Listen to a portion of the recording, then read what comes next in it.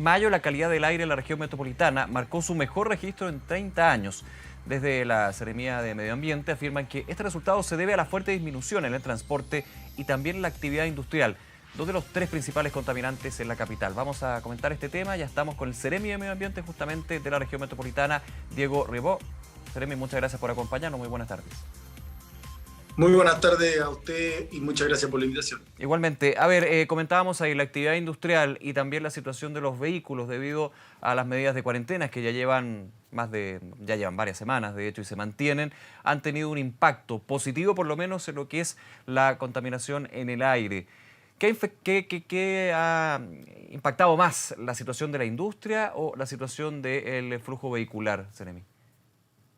El principal contaminante de la región metropolitana es el transporte junto con la industria, por lo tanto, la tremenda disminución en el transporte obviamente es el principal factor de por qué ha disminuido la contaminación. De hecho, el contaminante que proviene del sector del transporte son los óxidos de nitrógeno, NOx, en la tabla periódica, y en ese contaminante registramos una disminución de hasta un 60% promedio. Y no solamente mayo ha sido el mejor mes, sino que los primeros 15 días de junio se ha mantenido esta tendencia en términos de calidad del aire. Así que la verdad es que es una muy buena noticia para la región metropolitana. Ahora, estamos hablando de mayo, sin embargo, ya en junio hemos tenido episodios de preemergencia ambiental. Ahí uno se hace la pregunta, si efectivamente están bajando los índices contaminantes, ¿por qué se llega a esa situación de finalmente declarar este tipo de preemergencia? Sí, hay que tener en consideración dos cosas. Lo primero es que la región metropolitana, por condiciones naturales, tiene muy mala ventilación durante el invierno. Y hay un fenómeno meteorológico que se llama inversión térmica, que es una capa de calor que va entre las dos cordilleras, a mayor altura que el Costanera Center, por ponernos el ejemplo fácil, y esa capa de calor tiene mayor temperatura que la temperatura que tenemos en la superficie. Y eso hace que los contaminantes que nosotros generamos, porque siempre vienen de actividad humana, se acumulen dentro de la región. Entonces, cuando hace frío especialmente, es cuando más acumulación de contaminantes tenemos. Entonces, junio y julio, que son los meses más fríos y con menor ventilación, es cuando más contaminantes se acumulan, y por eso estos episodios críticos no se producen durante el invierno. Entonces, el principal factor es de todas formas el factor meteorológico, y además, ¿por qué se han producido también?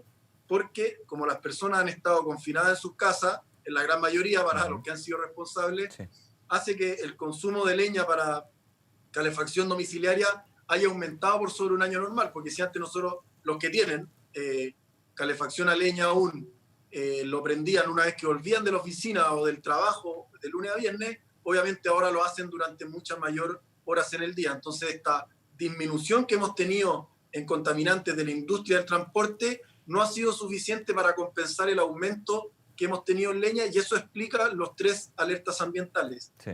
Y solamente aclarar el último punto, que es que a pesar de que el domingo pasado declaramos una preemergencia, no es lo mismo la declaración que hace la Intendencia de manera siempre preventiva que la constatación del episodio. Es decir, nosotros podemos declarar una preemergencia y si las medidas funcionan y mejora la ventilación, la estación de monitoreo puede que no lleguen a niveles de preemergencia, que fue lo que pasó el domingo, que llegaron solo a niveles de alerta. Entonces, en la práctica no llevamos ni una preemergencia ambiental. Esta medida, para entenderlo bien, Seremi, la última medida de preemergencia fue una medida preventiva. No es que los niveles de contaminación llegaran justamente a lo establecido para este punto, ¿no? Sí, porque además recordemos que nosotros lo que hacemos es un pronóstico de calidad del aire del día siguiente. Nosotros pronosticamos de manera muy preventiva que podíamos llegar a niveles de preemergencia, y por lo tanto, si mejoró la ventilación, como fue la situación que se dio, y además las medidas propias de una preemergencia, como la restricción vehicular y la paralización de fuentes estacionarias de industria, funcionan, hizo que efectivamente no llegáramos a estos niveles de preemergencia, pero sí de alerta. Ahora, desde el inicio de la cuarentena, específicamente en la región metropolitana que estamos comentando, varios automovilistas, en su gran mayoría, han señalado si efectivamente son menos los automóviles, menos el transporte público que tiene que estar en la calle. Ya otro tema es que efectivamente se dé en distintos sectores de la capital. ¿Por qué se justifica la restricción vehicular? ¿Cuál es el argumento ahí también que se establece para mantener esta medida que en algún minuto se puso en duda, por lo menos por parte de los ciudadanos? Sí, hay dos respuestas a eso. La primera es una de carácter normativa o legal. La restricción vehicular está establecida como una obligación del plan de descontaminación, y nosotros como autoridad estamos en el fondo llamados a implementarla. No es una facultad voluntaria, no es que nosotros Claro, están pongamos o obligados saquemos a cumplirla e restricción vehicular. implementarla. Exactamente.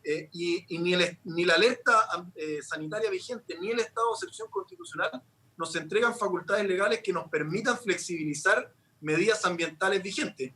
Pero además, si sabemos que la contaminación afecta al aparato respiratorio, como lo hace también el COVID, y necesitamos evitar la contaminación, no solamente por razón obvia que es la primera, evitar la exposición a problemas de salud de las personas, sino que además necesitamos descongestionar los hospitales y los lugares de atención primaria, es precisamente el momento no solamente para no flexibilizar las medidas ambientales vigentes, sino para estudiar qué otras podemos implementar a evitar a toda costa esta contaminación. Por lo tanto, no podemos modificar la restricción vehicular, pero además como Ministerio del Medio Ambiente impulsamos que esta ni siquiera se busque modificar en un mediano plazo porque ha tenido un efecto positivo en la calidad del aire.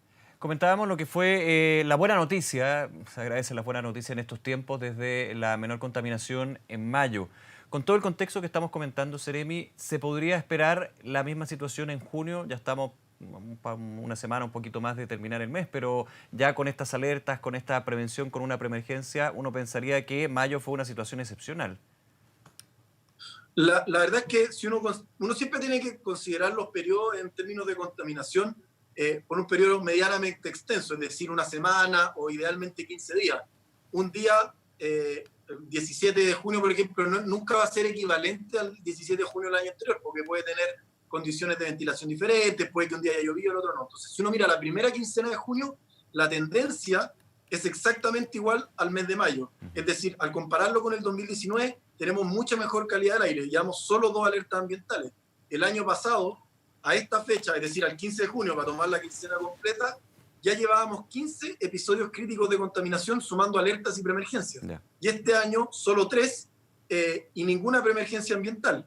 Y si además esto lo consideramos desde la perspectiva de la cantidad de horas en que una estación de monitoreo marcó niveles de alerta ambiental, porque no hemos llegado a preemergencia, este año solo llevamos alrededor de 50 horas en su totalidad y el año pasado llevamos más de 200, o sea, un cuarto en cantidad de horas. Entonces, en ambas perspectivas de medición, el mes de junio vamos mucho mejor y esperamos que esto se pueda mantener como una consecuencia positiva de si esta cuarentena se sigue extendiendo, que al parecer al menos durante el mes de junio se mantendrá. Pero me imagino que también no hay que engañarse con esa buena noticia. ¿A qué me refiero para ser súper concreto? Efectivamente tenemos bajos niveles de contaminación, pero comparado con años anteriores en esta fecha, donde la contaminación y la saturación, de hecho, de gases contaminantes era una situación excesiva. Es decir, estamos mejor, pero porque antes estábamos muy mal, ¿no? O sea, si uno mira la historia del plan de descontaminación, me atrevo a decir con toda certeza de que la región metropolitana se ha ido descontaminando de una manera importantísima. De hecho, somos un ejemplo a nivel mundial de cómo hemos descontaminado la ciudad. Lo que pasa es que todavía nos falta. Evidentemente que lo que pasa este año es una situación absolutamente excepcional, pero igualmente si uno compara el 2019 con los 5 o 10 años anteriores, los episodios críticos iban a la baja. De hecho, hace más de 3 años que no tenemos ninguna emergencia ambiental declarada, o sea, constatada, precisamente por lo mismo, porque las medidas del plan de descontaminación han ido funcionando y el éxito del plan de descontaminación de la región metropolitana es el que ha inspirado los planes de descontaminación de las demás regiones. Pero tampoco hay que ser autocomplaciente. Evidentemente siempre hay que evaluar las medidas si es necesario aplicar nuevas y si alguna de las que están vigentes no está funcionando como se esperaba, porque toda política pública en la práctica puede ser distinta de la teoría. Pero justamente es muy importante lo que usted señala dentro de lo que es el plan de descontaminación. Los datos que se obtengan durante estos meses y durante este año pueden ser comparables y se puede hacer un balance del plan de descontaminación en su completo cuando justamente estamos en una situación excepcional donde hay medidas de confinamiento, es decir, la comparación del año anterior, el anterior al anterior, digamos, con este, uno diría, bueno, pero hay medidas de cuarentena, una situación que no se vivía. De hecho, nunca se vivió. No, de todas maneras, evidentemente es una situación absolutamente anormal. Yo lo que nombraba de las cifras en la baja de contaminación es considerando los años normales. Pero este año sí nos da una posibilidad muy importante, que es teniendo una disminución muy alta en la industria y en el transporte, sí podemos utilizar los datos que nos marquen las estaciones de monitoreo. Cada estación de monitoreo se puede detectar el tipo de contaminante y cuál es la fuente. por de acuerdo al proceso de combustión que registra esta estación de monitoreo, para tener mejores datos o súper específicos los datos que nos permitan tomar mejores decisiones. Descontaminar una ciudad es igual que bajar de peso. Perder los primeros kilos es muy fácil, pero bajar lo último y mantenerse es lo difícil. Sí. Y ahí es donde tenemos que estudiar mucho más al detalle qué es lo que está pasando y cuáles son estas fuentes de contaminación. Y este año nos da una perspectiva tremenda para poder analizar en el futuro este plan y qué cosas nuevas es necesario establecer y cuáles otras a lo mejor ya no están teniendo efecto. A ver, aquí estamos conversando un efecto positivo, podríamos decir claramente, en términos medioambientales de las cuarentenas, pero también le pregunto y lo llevo a un tema que ha sido negativo y también uno va preguntando muchísimo, como las medidas de confinamiento, los que pueden y los que respetan las medidas sanitarias se quedan más en la casa debido a toda esta extensión de las cuarentenas. Primero que todo se genera mayor basura, más basura en los departamentos, en las casas. Y el reciclaje es un poco y bastante más difícil hacerlo, porque ir a un punto limpio, por ejemplo, un centro de reciclaje, la costumbre que se había ido generando en parte importante de la población, de la capital, evidentemente se ve trastocada. Hay muchas formas, entiendo yo, para seguir haciendo reciclaje en esta situación de cuarentena, pero claro, son trabas que a muchos dicen, bueno, me va a complicar más. ¿Cómo lo han visto ustedes eso? ¿Se puede reciclar también en tiempos de cuarentena? Absolutamente, es una complicación para todos los ciudadanos. Y lamentablemente, además, la gran mayoría de los puntos limpios en la región metropolitana están cerrados, Sí. por razones obvias. La gran mayoría de los reciclajes, las botellas, todos tienen contacto con nuestra boca, y eso hace que si lo llevamos a un punto limpio donde los trabajadores, los recicladores de base tienen que separar la botella porque siempre vienen o con la tapa o alguien echó la caja de leche en el contenedor que no corresponde, y hay que separarlo, expone a los recicladores de base a contagiarse. Entonces, en ese mismo sentido es que la gran mayoría se han mantenido cerrados. Por eso nosotros hemos visto dos situaciones. Primero, estamos viendo la posibilidad de establecer algunos salvoconductos a recicladores de base, ya sea ahora o a lo mejor si tenemos que suspenderlo durante un par de semanas, pero ya a partir del mes de julio, que permita conectar a ciudadanos con recicladores de base a través de una aplicación que lanzó el Ministerio del Medio Ambiente. Pero más allá de eso, independiente si esto termina funcionando o no, evidentemente que esto es un problema y el llamado a las personas es hacer lo más ordenado posible en pos de mantener los residuos que son reciclables acumulados todo el tiempo que se pueda hasta que los podamos llevar al punto limpio. Recordemos que el material reciclable es inerte, no genera los llamados percolados, que son los líquidos que suelta la basura. Entonces, si uno lo ordena, lava cada uno esto, aplasta las botellas, aplasta los cartones, etcétera, puede aumentar la capacidad de recolección dentro de un hogar, y eso evidentemente permite, en el mejor de los casos, que cuando ya se abran los puntos limpios podamos llevar esta gran cantidad de residuos. Y obviamente hay otras comunas, como Maipú, como Lo Barnechea, Las Condes, se está implementando en Peñalolén y en Puente Alto, que es el retiro segregado casa a casa, que es la apuesta de largo plazo del Ministerio del Medio Ambiente, donde le van a retirar a las casas, también lo tiene Providencia, donde van a retirar a las casas directamente ese reciclaje, y en esas comunas se puede mantener, y en el otro, obviamente, llamar al mayor orden posible de los materiales, como decía, inertes, que no producen olores ni percolados, si es que nosotros los tratamos bien. Por último, Seremi, en los segundos que nos quedan, usted hacía un punto a el uso de calefacción a leña, que muchas veces hay desconocimiento con respecto a lo que permite la ley en términos de este punto. Recordar eso y también el llamado que ha hecho el gobierno para justamente bajar los niveles de contaminación que genera este tipo de calefacción.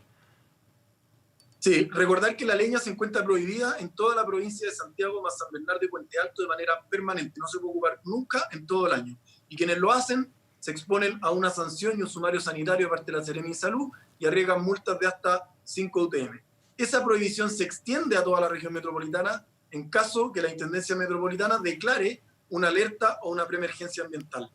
Las estufas a pellet se encuentran permitidas si es que están certificadas por la Superintendencia de Electricidad y Combustible, salvo que se declare una preemergencia ambiental, como lo que pasó el domingo. A pesar de que no se llegó a preemergencia, si está declarada, igualmente es válida para efectos de la prohibición. Pero la leña no solo produce el problema de la contaminación, el principal factor de contaminación durante el invierno en la cuenca de toda la región metropolitana, sino que además produce la llamada contaminación intradomiciliaria. O sea, parte del humo queda dentro de las casas, lo respiramos las personas, bueno, en mi caso no lo tengo, pero las familias que tienen estufa de leña aún pueden respirar, inhalar parte de ese humo y obviamente están mucho más expuestos a cualquier enfermedad respiratoria como la influenza, como el virus sincicial o en este caso como el COVID-19. Así que el llamado siempre es evitar el uso de leña, no solamente porque contaminamos menos la región, sino porque exponemos menos a nuestra familia y no nos exponemos además a la multa en el caso de la fiscalización.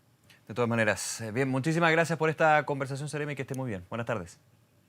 Un abrazo, muchas gracias. Que estén Un bien. abrazo.